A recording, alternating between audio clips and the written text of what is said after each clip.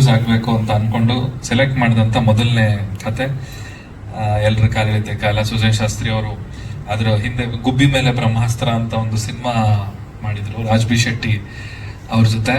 So ಆ cinema ನೋಡಿ I was very much impressed. ನಮ್ಮ ಸುಜಯ್ ಶಾಸ್ತ್ರಿ ಅವರ ಒಂದು ಡೈರೆಕ್ಷನ್ ನನಗೆ ಇಷ್ಟ ಆಗಿತ್ತು. ಅಂದ್ರೆ ಅವರ ಕಾಮಿಡಿ ಟೈಮಿಂಗ್ ಆಗಿರ್ಬೋದು, ಅವ್ರ ಕತೆ ಹೇಳೋ ರೀತಿಯಾಗಿರೋ ತುಂಬಾ ನನಗೆ ಇಷ್ಟ ಆಗಿತ್ತು. ಸೊ ಅದಾದ್ಮೇಲೆ ಈ ಕತೆನ ಕೇಳಿದೆ ನಾನು. ಒಂದು ರಿಯಾಲಿಟಿ ಶೋಲಿ ನಾವು ಸುಜಯ್ ಅವರಿಬ್ರು ಒಟ್ಟಿಗೆ ಕೆಲಸ ಮಾಡ್ತಿರ್ಬೇಕಾದ್ರೆ ನನಗೆ ಈ ಕತೆ ಹೇಳಿದ್ರು. ಕತೆ ಹೇಳಿದಾಗ ನಂಗೆ ತುಂಬಾ ಖುಷಿ ಆಯ್ತು. ಈ ಕತೆಯಿಂದ ನಾನು ಒಬ್ಬ ನಟನಾಗಿ ಗುರ್ತಿಸ್ಕೋಬಹುದು ಅಂತ ಅನ್ನಿಸ್ತು. ಸೊ ಹಾಗಾಗಿ ಈ ಒಂದು ಪ್ರಾಜೆಕ್ಟ್ ಅನ್ನ ಮಾಡಕ್ ಒಪ್ಕೊಂಡೆ. ಅದಾದ್ಮೇಲೆ ಗೋವಿಂದರಾಜ್ ಸರ್ ಹತ್ರ ಮೀಟಿಂಗ್ ಆಯ್ತು. ಸೊ ಅವ್ರಿಗೂ ಆಸೆ ಇತ್ತಂತೆ ನನ್ನ ಜೊತೆ ಒಂದು ಪ್ರಾಜೆಕ್ಟ್ ಮಾಡಬೇಕು, ಚಂದನ್ ಶೆಟ್ಟಿನ ಒಂದು ನಟನ ಹೀರೋ ಆಗಿ ಸಿನಿಮಾದಲ್ಲಿ ಹಾಕೋಬೇಕು ಅಂತ ಅವರು ಆಸೆ ಪಟ್ಟಿದ್ರಂತೆ. ಸೊ ಎಲ್ಲ ಕಾಲ ಕೂಡ್ ಬಂತು. ಸೊ ಆವಾಗ ಪ್ರಾಜೆಕ್ಟ್ ಸ್ಟಾರ್ಟ್ ಆಯ್ತು. ಸ್ಟಾರ್ಟ್ ಆದಂಗೆ ತುಂಬಾ ಫಾಸ್ಟ್ ಆಗಿ ಮುಗಿಸಿದ್ವಿ ನಾವು. Actually within 2 months I guess ನಾವು ಎಲ್ಲ ಶೂಟಿಂಗ್ ಎಲ್ಲ ಮುಗಿಸಿ ಸಿನಿಮಾನ ರ್ಯಾಪ್ ಅಪ್ ಮಾಡ್ಬಿಟ್ಟಿದ್ವಿ. ಸೊ ಅದಾದ ನಂತರ ಇಷ್ಟು ವರ್ಷಗಳ ಕಾಲ ಆಗೋಯ್ತು. ತುಂಬಾ ಕಷ್ಟಪಟ್ಟಿದ್ದಾರೆ ನಮ್ಮ ಡೈರೆಕ್ಟರ್. ಬಹಳ ತುಂಬಾ ಕಷ್ಟ ಅನುಭವಿಸಿದ್ದಾರೆ. ಒಂದ್ ತಾಯಿ ಮಗುಗ್ ಡೆಲಿವರಿ ಮಾಡಕ್ 9 ತಿಂಗಳು ತಗೊಂತಾರೆ. ತುಂಬಾ ಕಷ್ಟಪಟ್ಟು ಇವರು ಪಾಪ ಅವ್ರ ಹೊಟ್ಟೆಲ್ 4 ವರ್ಷ ಇಟ್ಕೊಂಡು ಈ ಸಿನಿಮಾನ ಬಹಳ ತುಂಬಾ ಸಂಟ ಪಟ್ಟಿದ್ದಾರೆ.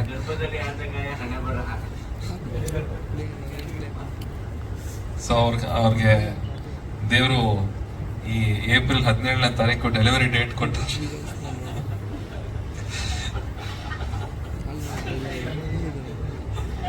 ನಾಲ್ಕು ವರ್ಷಗಳ ನಂತರ ಪಾಪ ತುಂಬಾ ನೋವುಪಟ್ಟು ಈ ಒಂದು ಸಿನಿಮಾನ ತೆರೆ ಮೇಲೆ ತರಲಿಕ್ಕೆ ಸಾಕಷ್ಟು ಕಷ್ಟಪಟ್ಟಿದ್ದಾರೆ. ಸೊ ಹಾಗಾಗಿ ದೇವರ ಆಶೀರ್ವಾದ ಮಾಡ್ಲಿ, ಒಂದ್ ಮಗು ಪ್ರಪಂಚದಾದ್ಯಂತ ಹೆಸರು ಮಾಡ್ಲಿ ಅಂತ ನನ್ನ ಕಡೆಯಿಂದ ಕೇಳ್ಕೊಳ್ತೀನಿ. ಅಂಡ್ ಅವ್ರ ಧೈರ್ಯಕ್ಕೆ ಮೆಚ್ಚಬೇಕು. ಯಾಕಂದ್ರೆ ಹೇಳಿದ್ರೆ ನನ್ನ ಐಡೆಂಟಿಟಿ ಬಂದು ನಾನೊಬ್ಬ ರ್ಯಾಪರು, ನಾನೊಬ್ಬ ಸಿಂಗರ್, ನಾನು ಬೇರೆ ತರಾನೇ ಪೋಟ್ರೆ ಆಗಿದ್ದೆ.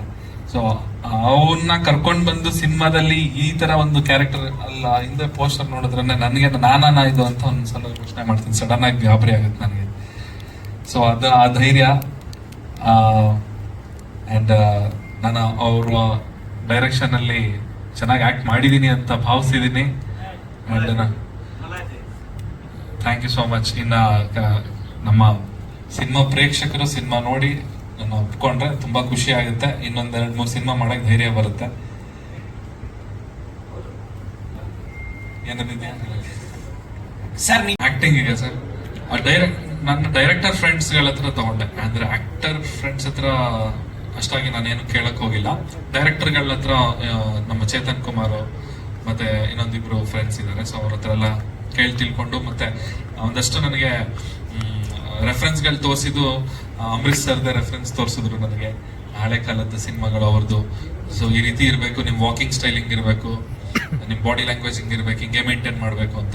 ಸೊ ಇಡೀ ಸಿನಿಮಾದಲ್ಲಿ ನನ್ಗೆ ಗೊತ್ತಿರಂಗೆ ಸರ್ ಒಂದು 5 ರಿಂದ 6 ಸೆಕೆಂಡ್ ನಕ್ಕಿದ್ದೀನಿ ಅಷ್ಟೇ ಸರ್. ನಾನು ಮಿಕ್ಕಿದೆಲ್ಲ ಮುಖ ಹಿಂಡ್ಕೊಂಡು ನನ್ನ ಪರಿಸ್ಥಿತಿನೇ ಬೇಡ ಸರ್, ಆತರ ಇದನ್ನ.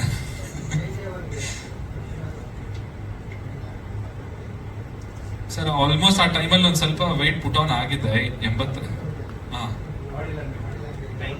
Time almost 1.5 months workshop cinema ನಾವು 2 ತಿಂಗಳಲ್ಲಿ ಮುಗಿಸಿದ್ರು ಅದಕ್ಕೆ ಕೆಲಸನೇ 1.5 ತಿಂಗಳು ಅದಕ್ಕೋಸ್ಕರ ನಾವು ಕೆಲಸ ಮಾಡಿದ್ವಿ. ಅಂದ್ರೆ ಆಕ್ಟಿಂಗ್ ಪ್ರತಿ ಒಂದು ಸೀನು ನಾವು ರಿಹರ್ಸಲ್ ಮಾಡನೆ ಮನೆ ಒಳಗಡೆ ರಿಹರ್ಸಲ್ ಮಾಡಿ ಶೂಟಿಂಗ್ ದಿನ ಹೋಗಿ ಎಲ್ಲ ಆಕ್ಟಿಂಗ್